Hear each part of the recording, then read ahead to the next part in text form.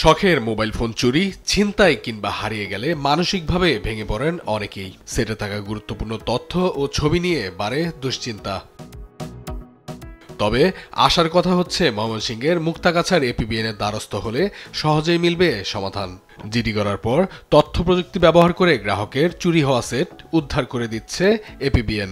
শখের mobile set ফেরত পেয়ে তাই তো উচ্ছ্বাসিত অনেকেই। একবার জিডি করছি, গাজীপুর থানা জিডি করছি, পাই নাই। তাহলে আমি হাল ছাড়ি নাই। পরে মুক্তাগাছা এপিবিএন, মুক্তাগাছা থানা জিডি করে এপিবিএন আমি পরে দেওয়ার পরেই মোবাইলটা পেয়ে গেলাম। আমার মেয়ের নাম ব্যবহার করে একটা আইডি খুলছিল, থানায় জিডি করি, ময়মনসিংহ কোতোয়ালি থানায়। ওইখানে কাজ না হয় টু এপিপিএম এ শুনি যে ওরা নাকি সলভ করতে পারে। তো এখানে আসার পর ওনারা আমার এটা সলভ করেছে সাথে সাথে। শুধু মোবাইল সেট নয়, ফেসবুক, টেলিগ্রাম সহ বিকাশ অ্যাকাউন্ট হ্যাক হলেও তা উদ্ধার করে দিচ্ছে এপিবিএন 2 এর সাইবার ক্রাইম সেল। বাসে ওঠার সময় পিছ থেকে একজন টান দিয়ে আমার ফোনটা নিয়ে যায়। তা আমি ধানমন্ডি মোবাইল থানায় জিডিটা করছিলাম। পরে আমি ওনাদের টু এপিবিএন ওয়েব পেজে সমস্ত ইনফরমেশন দিলাম, যা যা চাইছিল। আমি এটা দিয়েছিলাম অক্টোবর 28 তারিখে ইনফরমেশনটা।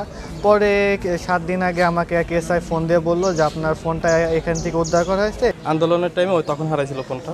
দেন আমি থানায় জিডি করি, জিডি করার 14 দিনের পরেই আমার ফোনটা ওনারা কল দিছে যে ফোনটা আপনার পাওয়া গেছে। 25 অক্টোবর 2024 সালে আমার ফোনটা হারিয়ে গেছিল বাস থেকে। 26 তারিখ আমার জিডি কপিটা এখানে জমা দেওয়া যায়। তো আজকে 2 মাস পরে আমি আমার ফোনটা আর কি ফিরে পাইছি। প্রতি মাসে গড়ে শতাধিক ফোন উদ্ধার করছে সংস্থাটি। সম্প্রতি ডিসেম্বর মাসে সারা দেশ থেকে উদ্ধার করা মোবাইল সেট প্রকৃত মালিকদের কাছে হস্তান্তর করা হয়।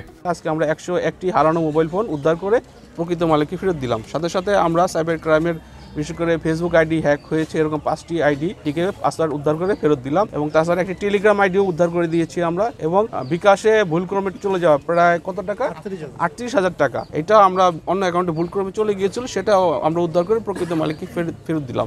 ডিসেম্বর মাসে বিভিন্ন মডেলের নামি দামি ব্র্যান্ডের 101টি মোবাইল ফোন উদ্ধার করা হয়, যার বাজার মূল্য প্রায় 25 লাখ টাকা। নিউজ ডেস্ক, দেশ টিভি।